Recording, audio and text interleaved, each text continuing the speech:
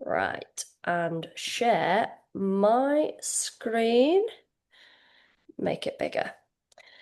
Right, so confidence, conditioning, and choosing better, reclaiming your body and mind. But before we do, as we do every week, so we have got both Michelle and Becky have officially just reached their first 10 kg fat loss, which is amazing. Well done to both of you. And it's never about the body fat.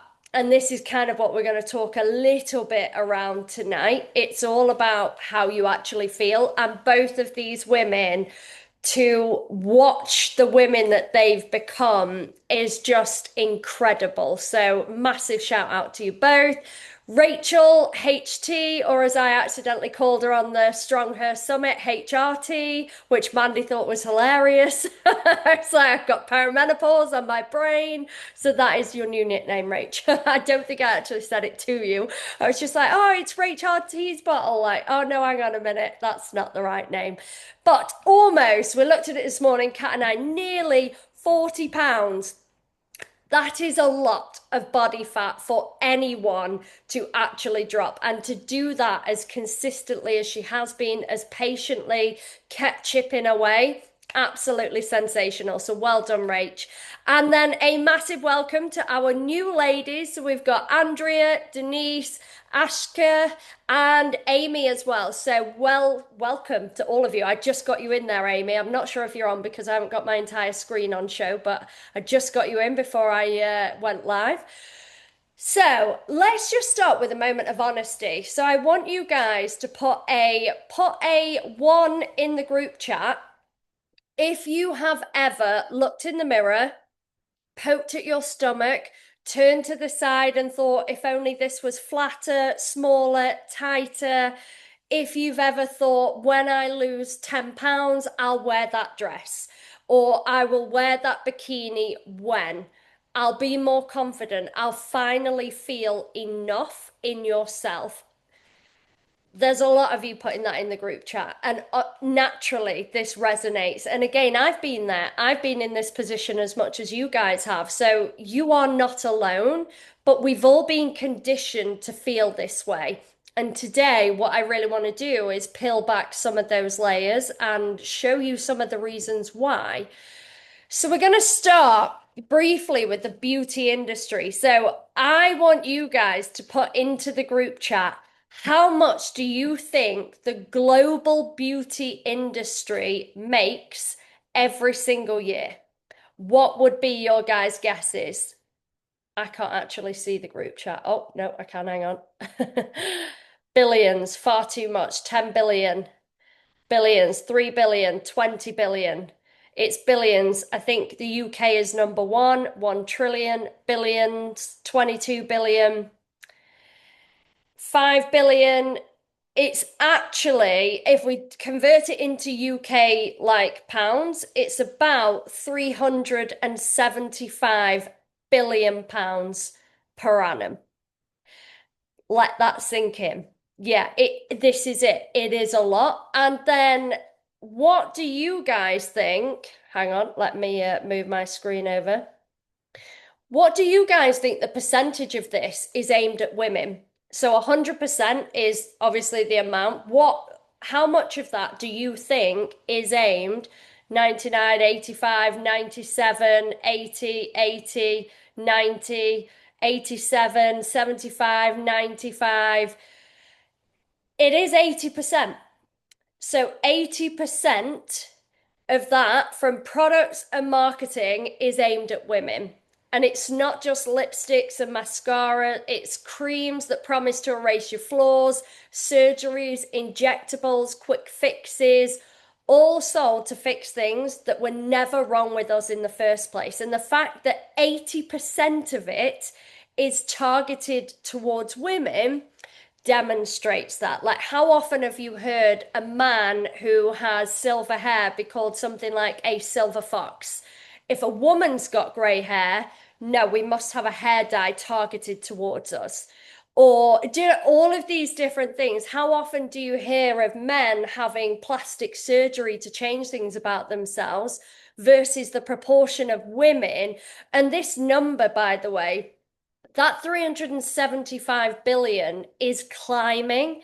It's not going down, it's continuing to go up and just doesn't seem to be stopping. And this photo of Christiana for me kind of sums it up like really well. Now, I'm not going to lie, when I saw that photo of her on the right, I actually thought she was her daughter. I actually thought that was Kim, and I was a bit like, holy shit. That surgery was in the hundreds of thousands of pounds for that facelift alone. But this is it. All we are seeing and getting indoctrinated with is things like this. Women who are in the media for whatever reason, and it's literally just all we see day in, day out. And it starts way earlier. I and a lot of you women like were in the magazine era where this was one of our forms of entertainment. We didn't see it as much. We didn't have social media, a lot of us back then. Do you know what I mean? When I was a girl, I used to buy Sneak magazine every Tuesday. It cost 50 pence. I remember it going up to £1 and being outraged, thinking, oh my God, that's half my pocket money. But this is it. This was what was all over the covers. It still happens to this day. It's just now we see it in a different medium through social media. All I did was type in magazine covers. I didn't even type in magazine covers, body shaming, any of this. All I did was type in magazine covers and just pick three at random because it really wasn't that difficult. So we've got Body Wars. So Michelle blanks Lauren in the gym. She's threatened by Lauren's new skinny frame. Post rival skinny selfie. Oh my God, is Jordan pregnant again? 21 shocking bodies. This is it. Like, even though they're saying in the caption underneath that will make you feel normal, the headline is still 21 shocking bodies. It's the way they're positioning it. And then Davina McCall, who, for Christ's sakes, is nearly 60-year-old, skinny, bony, and haggard.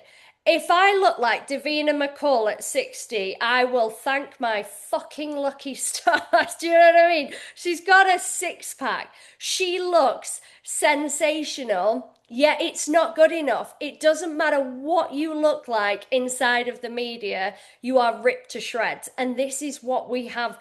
Even whether you knowingly have had it happen, you see it all of the time. It is just in our sphere of exactly what we see. But it starts even earlier than that. And we have to be really, really conscious of our language choices towards children.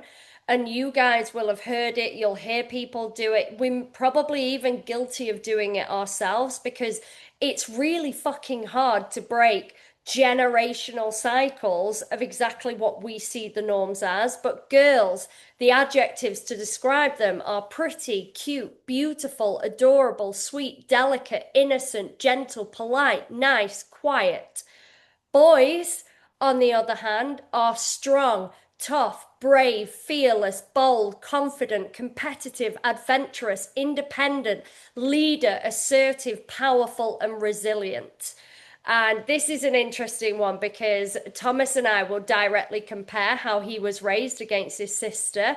And the differences, like they are huge, and things that you don't even realize have happened. You don't even think about how you were raised in this world. And I'll be honest, I was raised by a woman that was way more towards the masculine side, way, way more because she had to be. Because my father walked out before I was born. So she had to teach me independence, how to be strong, tough, brave, fearless, all of these words. So how this plays out is actually really, really important. And the language choices that we're using are potentially shaping children's futures without us having any idea that it's happening. So before we even know it, most of us have absorbed this quiet message as women. Your worth tied, sorry, to how you look. And for boys, for men, your worth is tied to, oh my word. I've had a long day. Your worth is tied to what you achieve and how powerful you are. Like it's a really important message to notice when this is happening. And these patterns are shaping us. They teach us to stand in front of a mirror and search for the flaws instead of strength. They're teaching us to shrink and edit ourselves instead of trusting that our bodies are instruments, not ornaments. It's not about blame, it's about awareness. Because once you see it, you can choose differently. You can decide to praise yourself and the people around you for more than just appearance, for effort, for growth, for strength, for kindness, for showing up when it would be easier to hide. And this is where true confidence starts, when we actually break that cycle. So, what does this actually do to us? And I want to make it clear that I'm not saying that wanting to look nice is wrong. I am not saying that just because you wear makeup, and I know that I don't, but just because you do, that's not making it wrong. Or because you want a nice, cute gym fit, those things are not wrong. Taking pride in your appearance can absolutely feel good. But here's the trap. At what point does it cross the line? When does it stop being self care? And when does it start being self sabotage? So think about the things that you've said no to because of your body, because of how you feel about yourself. Think about the moments where you've shrunk yourself. And every single one of you I have spoken to before you come into this program, and every single one of you will have said things that are so harrowing and so harsh to hear, and hating photos, feeling like you cannot wear a bikini because you're not bikini body ready. What the fuck does a bikini body ready look like? Genuinely, what does that look like? You just have a notion inside of your mind what you think it should look like. Now, again, I'm not saying that we don't want to strive towards that. It's about accepting the journey that we are on and doing the inner work to actually get to the outer work piece. So, literally or figuratively, because you felt you weren't enough, you've missed things, you've dodged photos, said no to things because you don't like the person that you are. The beauty industry doesn't just sell lipstick, it sells doubt, and it profits when you look in the mirror and see fix me instead of self love. And that is what it's about. And if you are a perimenopausal woman at the moment, be very fucking aware of the difference between marketing and reality. And one of the women actually sent me the other day, and I saw it myself today. So I was actually buying protein today, and it on the website, and I've never seen this before. And someone pointed it out to me. I obviously saw it for myself, where it actually said protein for women.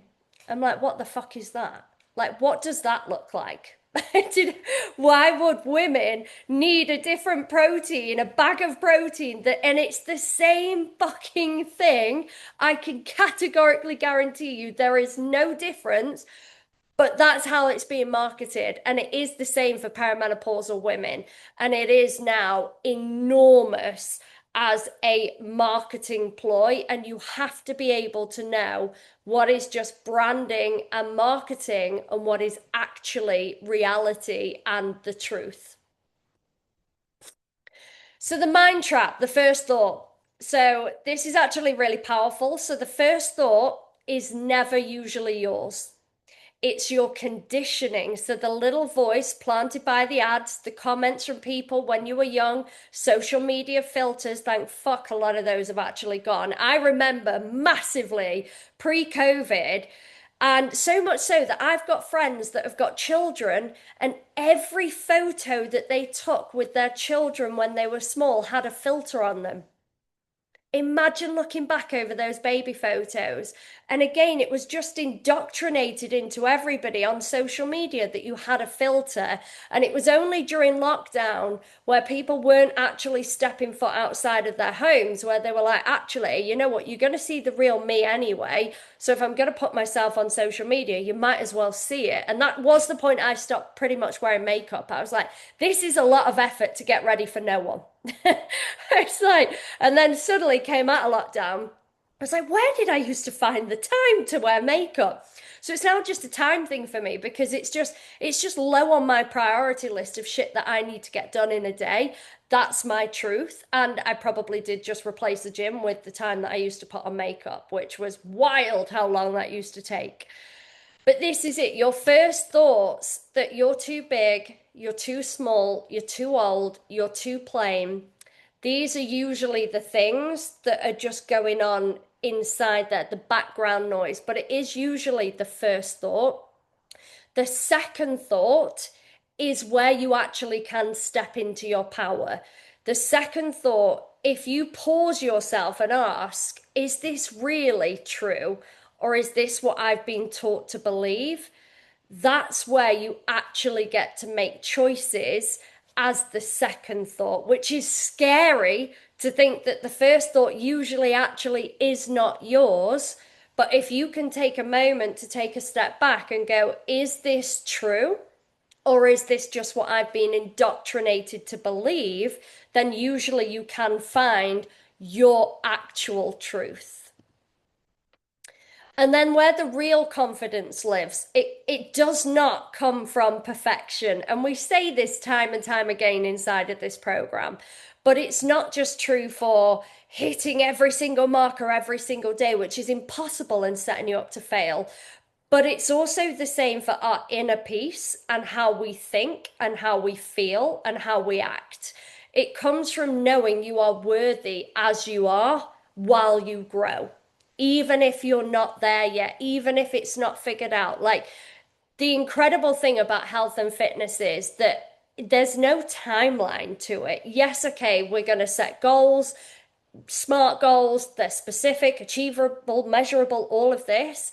But actually, health and fitness is something that you want for life. It's something that you want to retain forever. Look at Davina McCall in that photo. I don't think any single one of you felt like you were judging her. You look at that and go, that's fucking aspirational. That's where we want to be when we're 60, 70, 80. And no beauty product can give you that. The feeling of lifting weights that you couldn't lift a month ago. The energy to run around with your children, your grandchildren, feeling breathless. Like one of the hardest things I ever hear, and you'd be surprised how common it is when women feel like they can't fit in the soft play areas, like the tubes or between things, so they can't actually go around with their children when they're young to protect them, to make sure their kids are safe, and just to watch them enjoying the moment. These are the things where you can actually make a real change in how you feel and how you view yourself. The freedom to stand in front of a mirror and see strength inside of flaws. None of us are perfect. Every single one of us inside of this program, including me, including Coach Kat, we all have flaws. Every single one of us is on a journey. But your fitness journey is bigger than the scale or the reflection.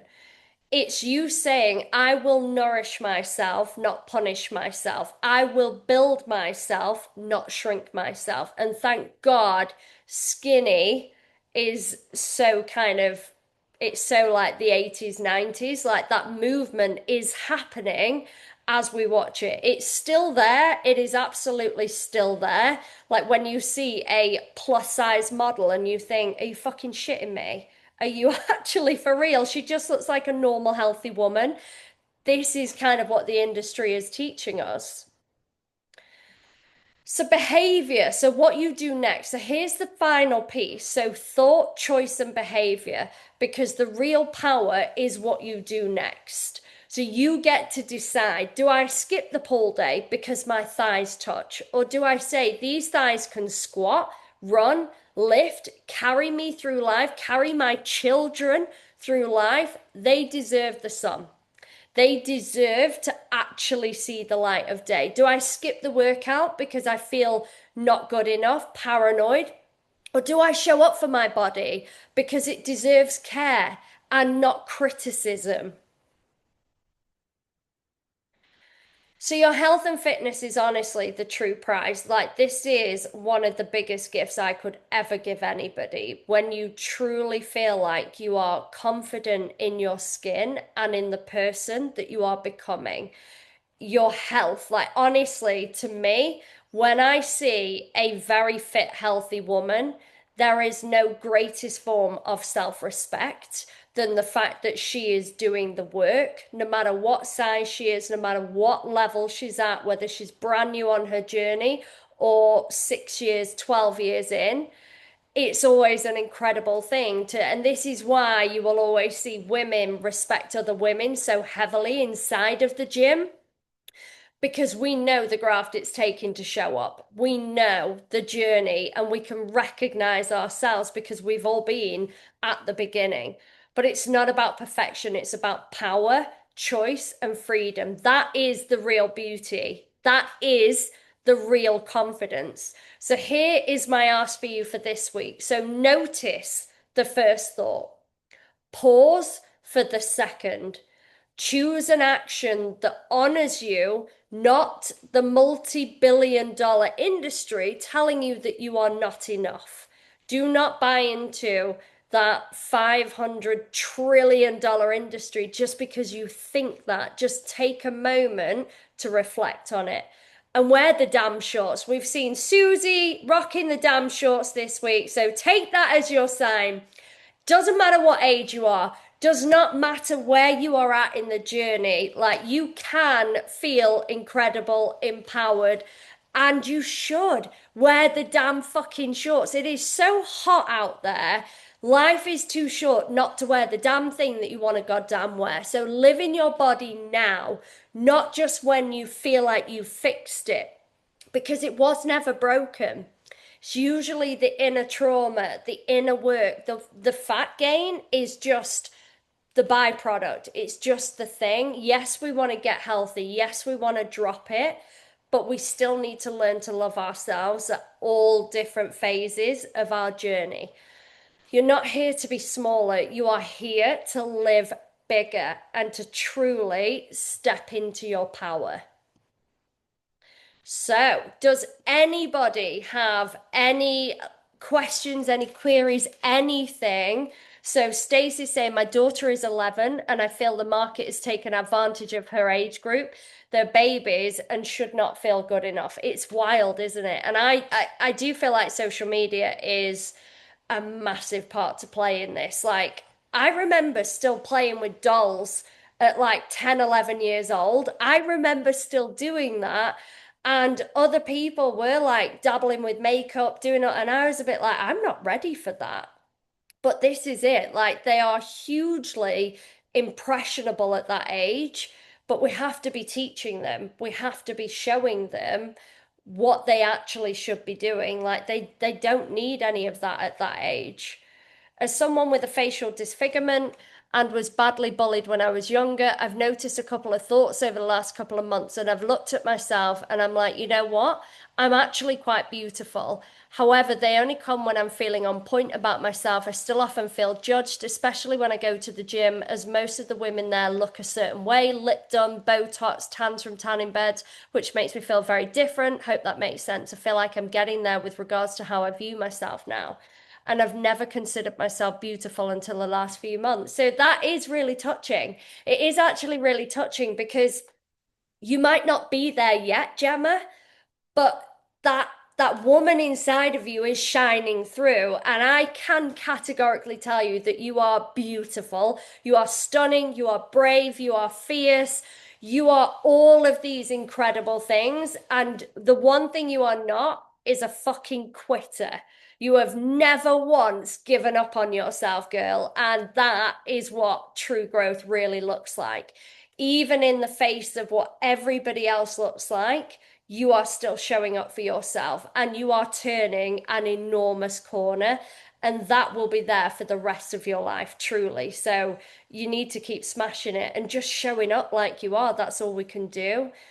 I was a gymnast for many years, and the criticism from coaches about our bodies, what we ate, was brutal. Social media wasn't around in those days, but the harm it did lasted years. Yeah, you are bang on with that. The sporting industry at times, the dancing industry, like it can be brutal, absolutely brutal. And I don't actually, what's the show called? Something, I mean, actually, you can still see it with the Dallas Cowgirls or whatever that show is called. Like, I've only watched the first episode of the second season. I've not watched it all yet. And they actually have to sign contracts to say that they will not put on any weight. Their start weight that they are chosen on is the same as their end weight. And you literally watch women break down in tears because of what they're doing. But there is a movement against it now. And obviously, I'm a cheerleader at the minute, but what is so incredibly empowering, and you've probably seen the photos, videos, we have women, all different ages, all different shapes, all different sizes, ethnicities. We've got men, we've got women. It is the most encompassing place, but it is an adult cheerleading team. It is a little bit different to what we're often taught when we're children. And again, this stuff plays in there. Now, I am incredibly proud to be a part of the team I'm a part of. And you can tell the difference between the women that are coaching there versus what some unfortunate, like young kids will get taught. And it is up to us to show that difference. Do you know what I mean? There is a difference between being fit and healthy and being skinny, malnourished, underfueled, underappreciated, and picking ourselves apart as young girls. That's not something that should be tolerated. So it's just something to be mindful of if you've got children. But I do feel like there is a minor shift going on. I think it'll take generations before it's actually broken. But at least it's beginning. Does anybody else have anything they want to share or anything that they want to ask? I'm aware we've got new women attending this Zoom inside of the program. This is your opportunity. If you've got anything, not even about the topic we've covered tonight, program, nutrition. I did actually get a question earlier, which I thought would be interesting to address because it does come up quite frequently. It can come up with when you're new into the program and you're in a fat loss phase, but it can also come in heavily if you're in a reverse diet phase as well. And it is the concept, I think it actually did somebody ask it tonight as well, but it did get asked in private. The concept around not hitting your calories. Now, liquid calories in this instance will be your best friend, okay? So if you feel like I am nowhere near my calories, we want to try and avoid underfueling ourselves as much as we can. However, if you are feeling full, what we don't want to be doing is force feeding ourselves for the hell of it. So the first thing I would say is make sure there is something enjoyable. If you do have calories left, please do not demonize foods. If you want to have a little bit of chocolate or you want to have something that you enjoy and you have the space for it and you would like to have it, then fucking have it. But the second thing is the liquid calories. So for instance, things like protein shakes, you can put things like peanut butter inside of them to bring up the macros. You can use a full fat milk, a semi-skim milk, slightly higher fat percentage milks, which are not bad for us in any stretch of the imagination. They are just higher in calories. Instead of using things like fry light, you could use a cooking oil like an olive oil. Again, it's going to be higher in calories. So it's just about getting those, usually as well, fats. Fats are higher in calories than both protein and carbohydrates. So that's usually the one that you're going to be able to draw upon. So things like your peanut butters, things like your oils, things like butter, things like where you don't necessarily feel like you're eating more, but you are actually getting those calories up. So I just thought I would bring that one up while it's been mentioned a few times.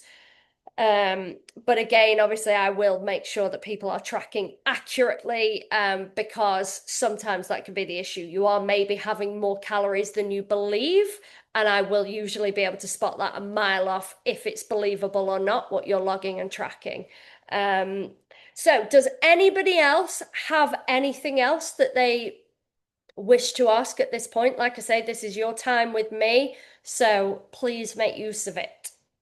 You can put it in the chat box, by the way. You don't have to unmute yourselves. Da, da, da, da, da, da, da, da. Right, I think we're all good then, ladies. So have an incredible week. We might do some Wednesday wins this week if I remember to do it. We used to do it all the time, and it's now something that people just share as they go through the program. But I'd love to do a hashtag Win Wednesday, and it could either be your win of the week or your biggest win since being inside of the program, because I think the seeing that thread will be empowering and just absolutely incredible. So I think we might do that this week. But otherwise, I will see you all, and some of you, Kat will see the rest of you on the Friday check-ins. Remember, just as a side note, we will get back to everybody by the end of the weekend. One note from me actually on that is I'm a lot slower at getting through check-ins than Kat, usually because I'm doing a million and one things in an average day, whereas Kat can actually just get through what she needs to get through. So some of my check-ins I do up to like 1 o'clock, 2 o'clock on a Saturday. And sometimes when I'm having a look, I will look at your nutrition log for that Saturday and see there is fuck all in it. Please do not get into the habit of thinking because you have checked in, the week is finished. That is not how this works, guys. Genuinely, it is not. We want that routine, that discipline through Saturday, through Sunday. So I will pull people up on this if I'm seeing it, and I do go poking around on a Saturday. So if I'm seeing it's at 1 o'clock in the afternoon and things are just not logged, I'm either going to assume you're skipping food, which that's not what we do here, or that you are forgetting to log and track. So please apply the same discipline on the weekend that you would Monday through Friday. It's just as easy to scan your food on a Saturday as it is on a Wednesday. So do not skip your obligations here, ladies. But right, I'm going to love you and leave you all. Have an incredible week, and I will see you towards the back end. Mwah. Bye.